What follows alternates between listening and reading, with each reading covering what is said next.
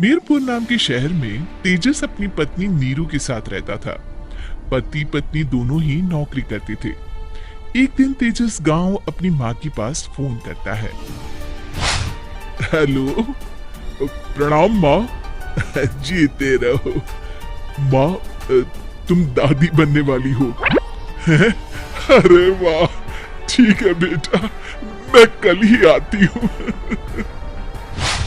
जब माँ जी शहर पहुंची तो बेटे बहू ने बहुत अच्छे से स्वागत किया। लीजिए माँ जी चाय। अरे गर्मा गर्म पकोड़े ले आओ माँ के लिए। नीरू रसोई में गई और 2 मिनट में ही पकोड़े ले आई। जी ये लीजिए। बहू जादू से बनाए हैं क्या? अभी तो रसोई में गई थी।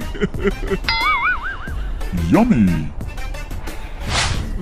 माँ जी, शीला रसोई में पकोड़े तल रही है, मैं बस लेकर आई।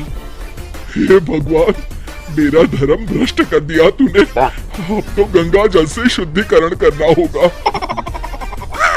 दूसरे दिन, माँ जी मैंने नाश्ता बना दिया है, ऑफिस जा रही हूँ।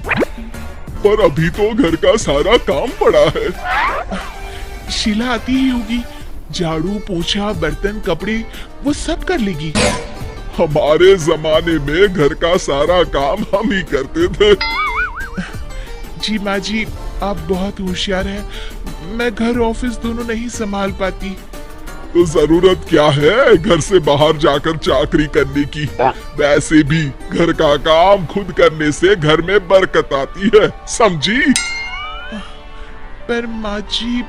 पर वर कुछ नहीं, इस महीने की पगार मिले फिर ऑफिस बंद है। हाँ। रात को नीरू तेजस से कहती है, सुनिए जी, माँ जी बोल रही थी कि मैं नौकरी छोड़ दूं। वैसे ठीक ही तो है, अभी तुम्हें आराम की जरूरत है। फिर भी आराम कहाँ, शीला को छुड़ाने के लिए बोल रही थी।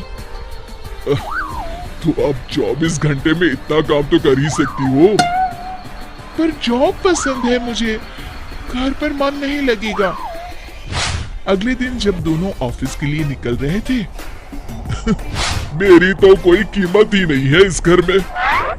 माँ जी, आजकल महंगाई बहुत है, रहन सहन भी बदल गया है, दोनों नौकरी करते हैं तभी ठीक रहता है। अच्छा, तू कहना क्या चाहती है? मेरा बेटा तुझे बिठा के खिला नहीं सकता? तू ही इस घर का खर्च चला रही है, हैं? नहीं माँ जी, मेरा वो मतलब नहीं था। मतलब खूब समझती हूँ, ये बाल धूप में सफेद नहीं किए मैंने। हाँ। अब तो ये रोज का काम हो गया था। तेजस भी रोज की झिकझिक से परेशान हो गया था। एक दिन उसने कहा, नीरू, वैसे भी तुम्हें मैटरनिटी लीव मिलने वाली है, तो अभी से ही छुट्टी ले लो। पर क्या, मेरी सैलरी अच्छी खासी है। आखिर नीरू ने रिजाइन कर दिया। जब बच्चा हुआ तो घर में सब बहुत खुश हुए। कुछ दिनों बाद तेजस फाइल देख रहा था। क्या हुआ तेजस, कुछ परेशान लग रहे हो? अब हाँ, वो हमारी जितनी सेविंग्स थी वो तो हॉस्पिटल में और छठी के फंक्शन में खत्म हो गई है नीरू। और अभी वैसे मंदी चल रही है तो मैं बोल रही थी कल मुन्ना को हेपेटाइटिस का टीका लगवाना है। नीरू, क्या पोस्टपोन नहीं कर सकते? नहीं जी, बिल्कुल नहीं। अब तेजस को समझ में आ रहा था कि उससे गलती हुई है। पैसों की कमी का असर घर के माहौल पर भी पड़ रहा था। अगले दिन, बेटा मेरा चश्मा और ये दवाइयाँ ले आना, पर्चा देते हुए माँ जी ने कहा। जी। तेजस, मुन्ना के लिए दूध का डिब्बा और डायपर भी ले आना, और ये किराने के सामान की लिस्ट है, इसे भी लाना है। तेजस गुस्से में लिस्ट मरोड़कर फेंकता है और चिल्लाता है, पैसे क्या पेड़ पर उगते हैं? ये ले आना, वो ले आना। अरे पर ये जरूरत का सामान ही है। वो गुस्से में बिना कुछ कहे ऑफिस चला गया। अरे अरे लंच तो ले जाइए। नीरू दौड़कर डिब्बा पकड़ाती है। एक दिन खाना खाने के बाद, नीरू, अब तो मुन्ना कुछ बड़ा हो गया, तो अब तुम वापस ज्वाइन कर लो ना जॉब। पर इस रिसेशन में जॉब मिलना बहुत मुश्किल है। ट्राई तो करो।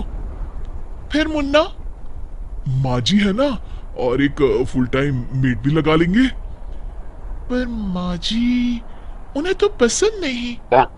तभी माँ जी वहां आ जाती है और प्यार से नीरू के सर पर हाथ फेरते हुए बोलती है, अब मेरी समझ में आ गया बहू, पहले के और अब के समय में अंतर है। तुम काम शुरू करो, मुन्ना की जिम्मेदारी मेरी। मेरी प्यारी माँ जी, ये कहकर नीरू उनके गले लग गई। शिक्षा, परिवर्तन संसार का नियम है, हमें भी समय के साथ चलना चाहिए। उम्मीद है कि आपको हमारी ये कहानी पसंद आई होगी। कृपया हमारे चैनल को सब्सक्राइब करें और सभी अपडेट्स के लिए बेल आइकन जरूर क्लिक करें। और हाँ, वीडियो लाइक और शेयर करना मत भूलिएगा। Bye bye.